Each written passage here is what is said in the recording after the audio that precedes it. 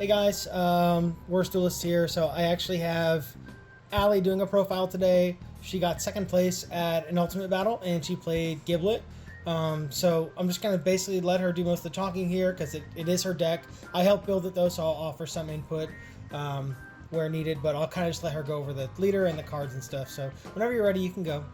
Yeah. Hey guys, Allie here. So in this format, I played Giblet. Basically, the challenge was in a world of Cell and Boo. I didn't want to play either, so we had to have something good, and Alex suggested Giblet. Leader is very simple. When attacking, draw one card. When your life is at 4 or less, draw one card, then flip. On the backside, when attacking, draw one card, and then activate main. Once per turn, place one of your energy into its owner's drop. If you have 2 or less energy, add up to 2 battle cards from your drop to their owner's energy. Then, if you would add a card to its owner's energy during this turn, place that card into its owner's drop instead. So, it's kind of like a gimmicky ramp that isn't actually ramp.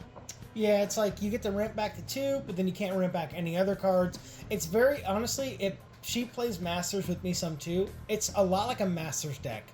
But with obviously the power's a lot lower because it's Fusion World. But yeah, you get to cheat. Basically, you cheat.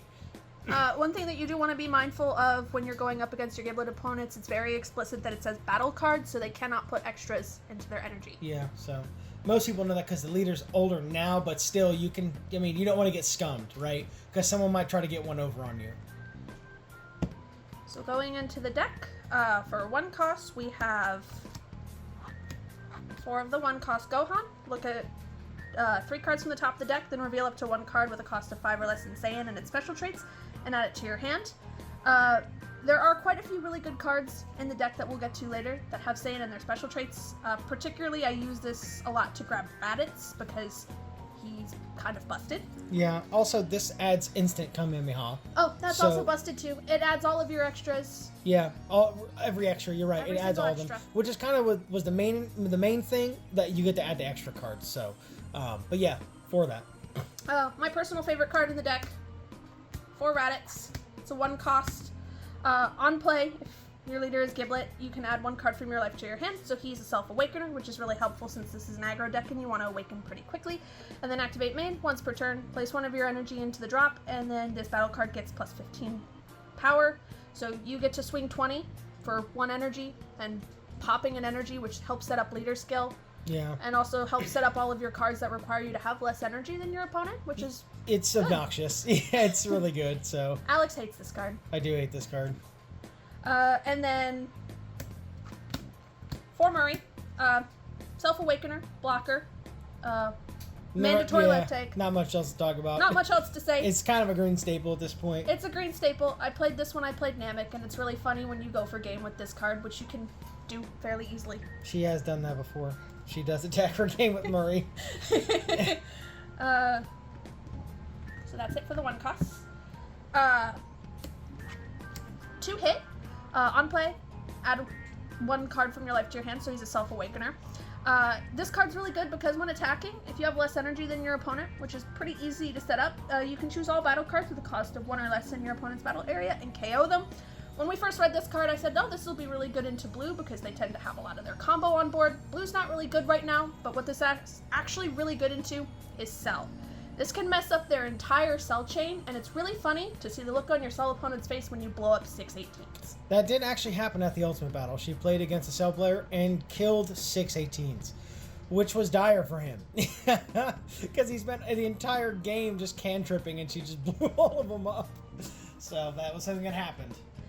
Next is 3 of the 3 cost Frieza. On Perfect Curve, I really like playing this on 3 because it's a Self-Awakener. I can usually awaken myself. It gives you a card draw, which sort of makes up for the fact that it has no combo.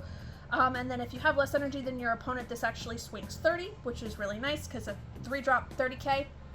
It's pretty good. Pretty good. I mean, they got to give you a super or 2 cards, so pretty obnoxious. Then we have 3 of the 3-drop Cell. We teched this in solely for the Kid Glue matchup because that 4-drop, especially when it gets made a blocker, is kind of nasty.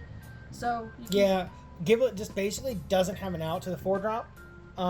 So this is your out. You do have to ramp them, but like she was saying, it's kind of like your only way to beat that. So it is good at heads applications. It's got 5k combos, so It's not the worst card in the world. It is also a when attacking, right? So it's a 4 they can block, and he is a 25 swing. So this was made popular by somebody else. I forgot the guy's name, but he tops consistently. So we tried this out. Before you move on, there was one card that I want to bring up, the Super Baby 2 for this deck. I thought about it a lot recently. The format's over though, so it's kind of hard to kind of speaking in hindsight. I saw a lot of people playing it. I was like, this card's okay, but I just don't feel like there's really much of a need for it. But towards the end of the format, I was like, I don't know. I feel like this could be a useful card, but we never ended up adding it. But I just kind of wanted to bring it up because I do think the card is good. It's just not in her deck. So, but yeah, you can move on. Yeah, of course. We're running 4 of the 3-cost Giblet. I will be honest, in most meta matchups, this is You're good. solely used just as 10k. It does have its applications. However, if you have people who are trying to play Giblet's counterpart in Shallot, when they're awake installing you can just rest 3, take 2 life, and then you're awakened and you can start going aggro. Yeah. It's also really good if you're going into a yellow matchup that's trying to stall you. You can say, thanks, I'll awaken myself. Yeah, so it just ensures you don't ever get awake installed, and it's 10k, so. We are running 2 of the 3-drop Gohan. I'm primarily a Namek player, or I was, so I really love this card. I like that if you go low enough, which is very easy for Giblet, you can kill anything. It's also just pressure that people have to answer. It's an Awakener. It's an Awakener. It still just kills stuff, so yeah, this is a good tech. And I just really love Gohan. She does also really like Gohan. So that covers all of the 3 costs. Ooh. And Hit, he's here too. And Hit, he's there too. He's a 3-cost in my heart. We have 4 of the 4-drop Broly. When attacking, choose one of your opponent's battle cards with a cost of 2 or less in your opponent's battle area and KO it. And then place one of your energy into your owner's drop. If your leader is Giblet, switch this card to active mode. So he's a dual attacker, and then he also pops a cost 2 or less. Really good into black, also really good into Cell because you can pop the blocker 18, you can pop a 1-drop, mess up the Cell chain. Yeah. Swings 25. Just good. It's a good card. Sets up leader skill. 10k combo. 4 of the 4-cost Chalet. If you have less energy than your opponent, this card in a battle area gains plus 5,000 power, so you're swinging 35, hypothetically. Place 2 of your energy on play into your drop. If your leader is Giblet, draw a card, then add up to 1 battle card from your drop to its owner's energy. This is a really, really, really good card for going for game if your opponent is at 3. The other option, if your opponent is at 4, to go for Turles, which we are playing 3 of. So this guy swings 35, this guy swings 30 double strike. They both sort of do similar things with setting up your energy for your card that you typically go for game with. Both really good cards. 2 of Namek Goku. Sorry. It's fine. So essentially what you're doing, if they're at 3, you play this. If they're at 4, you play this. You leader skill, set your energy up, and then you play Namek Goku. Assumedly they take a life off of one of these because you're going to combo up on it, and then you throw this and you hand dump on it. I really like that you can go double striker fairly easily. They're cheap too. They're a 4-cost and a 3-cost. Very cheap. You know, you throw a lot of combo onto this double striker, and they combo out, you rip their entire hand, and you say, oh wait, you're not dead yet? Here's a 3-cost double striker. Answer it. Yep. 4 super combo. We took out the Giblet archetype super combo because I really like Gohan. And then for all of the extras, it's a green aggro deck, so we're running 3 instant. And then we are running 2 of the Saiyan-born of Fury and Hate.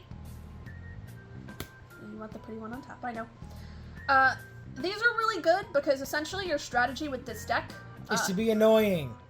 Yes. To be annoying. Essentially what you want to do is you want to go second because you want to have marker. That gives you defense against yellow, particularly Boo with that 4-drop. You don't want to use the marker to play a battle card. You want to hold it up for either when you're going for game or when you need to go super defensive because of this card. This card is broken. Essentially what you want to do is you want to turbo to 2 or turbo to 1. Some matchups a little different. Cell you don't want to go that crazy. But essentially you want to challenge your opponent to hand dump on you and then say, okay, your hand dump's not real, and then kill him on the crackback. And these cards make that possible. Yeah, it's like people will just willy-nilly hand dump into Giblet, and then they get punished really quick when they quickly respond with 145 combo with like 6 cards in hand still. So yeah, this is I hate this card. It's very good though. So yeah, that's that. And then finally, 2 Twisted Morality. It had its applications in the beginning of the format. It's not as strong now, but it's still really good. You pop an energy, and if your leader is Giblet, you can choose up to 1 battle card with a cost 4 and 1 battle card with a cost 3 or less and put it into your KO it. I wish it would have hit 2 4s. Every other color seems to have a 3-drop that hits 2 4s, but green isn't allowed to have good things, but it's still really annoying. I think the reason why it doesn't is because this is a free play, because if you think about it, you don't actually pay for it. That's also why I hate this card so much, because it's basically a 0-drop, because they get the energy for free off of this. But that's probably why this didn't hit 2 4s, is because you do get to play it for free. So that's the Giblet deck. Me and her worked pretty hard on this. She piloted it the entire format and got her 2nd place win at an ulti, so that was nice. This is the same ulti that I won with Fat Boo. So hope you guys enjoyed it. I hope you liked meeting Allie, and thanks for watching, and see you later.